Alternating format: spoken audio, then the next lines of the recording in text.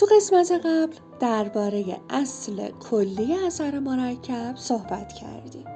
حالا بیایید با هم ببینیم چطور این اصل توی زندگی واقعی کار میکنه.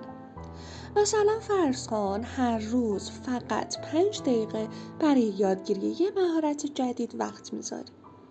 شاید اولش خیلی کم به نظر برسه، اما بعد از 1 سال میشه یه متخصص کوچک توی اون حوزه.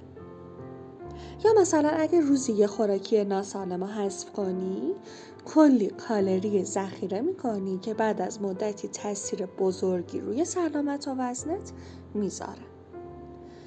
دارن هاردی میگه موفقیت‌های بزرگ نتیجه عاداتی است که شاید هیچ کس بهشون توجه نمیکنه. یعنی چی؟ یعنی کارهای کوچیک و روزمره‌ای که شاید به چشم نیان مثل یه سرمایه گذاری هستن که کم کم سودشون جمع میشه. اما یه نکته مهم هست. این مسیر همیشه راحت نیست. گاهی وسوسه میشی برگردی سر عادتهای قدیمی یا تسلیم بشی.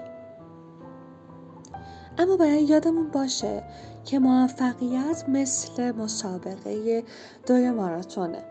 صبر و استقامت لازم داره. پس اگر میخوای تغییر کنی، این جمله رو همیشه به یاد داشته باش. هر قدم کوچیک تو رو به هدف نزدیکتر میکنه. خیلی ممنون که همراه منی. توی قسمت بعدی چند راهکار ساده و عملی رو یاد میگیریم که به کمکشون میتونی اثر مرکب رو توی زندگیت به کار بگیری.